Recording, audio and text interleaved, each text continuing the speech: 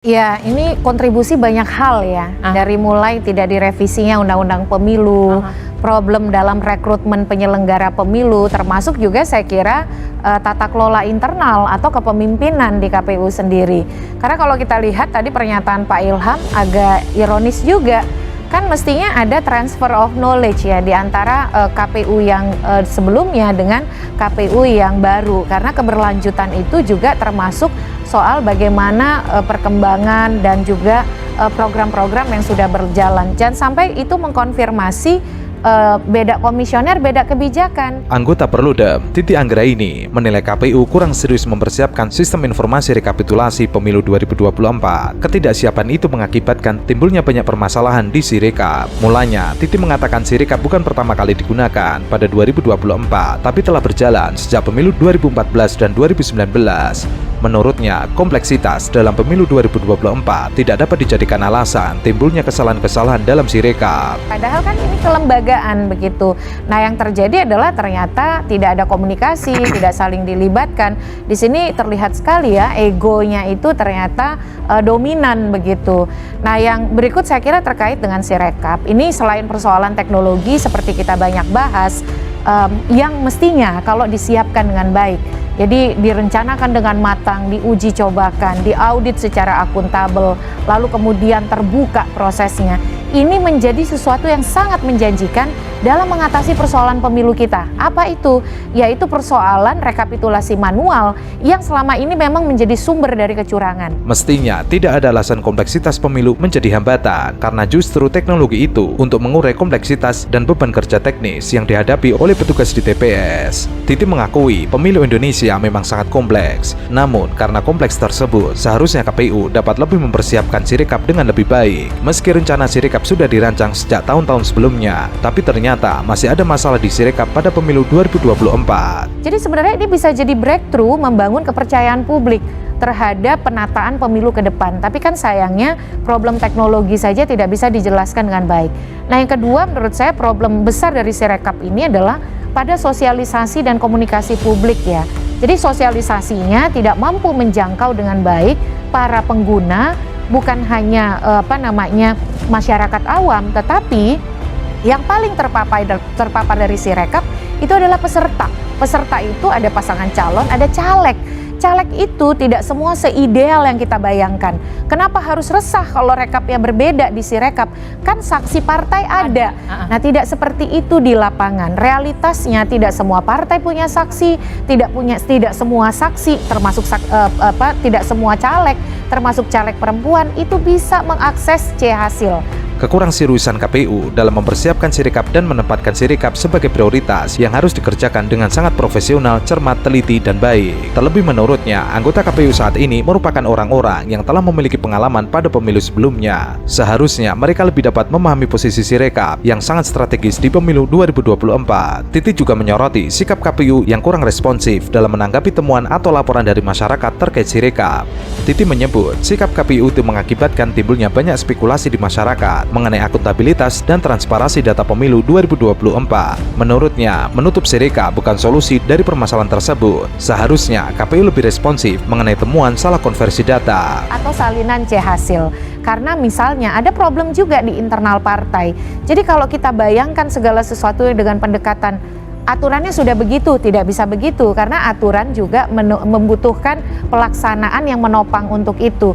Nah, caleg-caleg itu yang mengandalkan Sirekap, termasuk saya.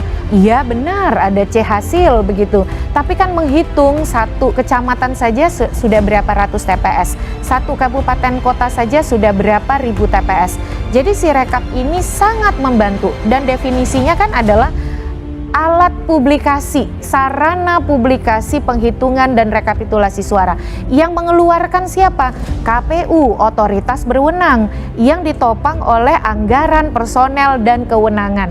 Lebih lanjut, Titi mengatakan permasalahan Sirekap ini juga berdampak terhadap kesehatan anggota KPPS. Menurutnya, Sirekap yang sulit diakses membuat para anggota KPPS bekerja lebih ekstra. Dampaknya, banyak yang meninggal karena mereka merasa stres, tertekan karena harus menunggu waktu lama setelah selesai penghitungan suara untuk bisa mengakses dan mengunggah data di Sirekap. Sementara itu, Titi juga menilai tim hukum paslon nomor 1 dan 3 masih bisa mengupayakan adanya putaran kedua dalam sidang perselisihan hasil pemungutan suara di Mahkamah Konstitusi. Titi yakin hal ini merupakan tujuan paling logis jika partai pengusung bisa solid mengumpulkan bukti dan ahli yang mampu mengartikulasi argumentasi hukum yang valid. Oleh karena itu ketika dia tidak akurat, wajar kalau kemudian publik gelisah, mempertanyakan dan mengkritik begitu. Nah, jadi sosialisasi dan komunikasi publiknya juga bermasalah.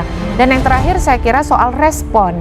Responnya relatif lama begitu ya, dibiarkan timbul spekulasi, kontroversi, bergulir, tapi kemudian malah yang muncul itu potongan setengah-setengah, penghentian Sirekap. Padahal dia sarana publikasi dan juga disebutkan memang alat bantu rekapitulasi.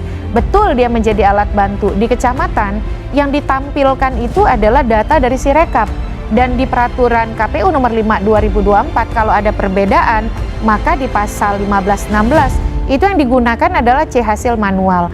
Jadi yang dibutuhkan itu adalah sosialisasi komunikasi publik yang baik, bukan dengan kemudian tiba-tiba mengambil kebijakan, kebijakannya juga kurang transparan dan akuntabel, penghentian, akhirnya muncul lagi spekulasi baru. Jadi Titi menjelaskan bahwa persoalan suara yang menjadi objek sengketa PHPU bisa berubah atau dipengaruhi oleh keberatan yang diajukan penggugat. Menurut Titi, ada 3 poin alasan yang bisa menyengketakan angka perolehan suara paslon. Pertama, adanya cacat prosedural persyaratan pencalonan. Kedua, perselisihan angka perolehan seperti dugaan pengurangan dan penambahan suara ketika angka perolehan salah satu paslon diraih dari adanya proses yang inkonstitusional, termasuk di dalamnya politisasi bansos. Perselisihan hasil pemilu yang sekarang jangan dibayangkan langsung meminta misalnya pembalikan pemenang. Sebenarnya yang diminta bisa sederhana, yaitu bahwa karena pelanggaran yang sudah diuraikan tadi, maka peluang masuk ke putaran kedua menjadi tertutup. Ini adalah soal peluang masuk ke putaran kedua bisa dimulai dari sana, yang kemudian menjadi tidak bisa terwujud karena adanya problem. Karena problem persyaratan pencalonan, bahkan lebih parah bisa berujung diskualifikasi. saya kira memang agak jelimet ya problem kita gitu. Ada problem teknologinya sendiri, ada problem sosialisasi, problem kapasitas KPU-nya, termasuk juga problem komunikasi dan responsivitas KPU. Jadi ya memang mau tidak mau harus dipaksa berbenah begitu. Dan saya kira tadi ya laporan-laporan terhadap Bawaslu itu juga dirasakan oleh teman-teman. Misalnya penolakan laporan itu cuman dengan bahasa tidak memenuhi syarat formil, tidak memenuhi syarat material. Tapi tidak dijelaskan. Yang mananya materialnya gitu. Karena kita ketika menjadi pelapor, itu kita menjelaskan yang dilanggar pasal berapa, kronologisnya, unsurnya, saksinya. Jadi kalau tidak memenuhi material berarti kan itu dianggap bukan pelanggaran. Kenapa tidak dianggap pelanggaran tuh kenapa? Begitu, sementara proses pembuktian belum berlangsung, saksi-saksi belum misalnya didengar. Nah ini yang menurut saya dua-dua pihak ini memang harus berbenah.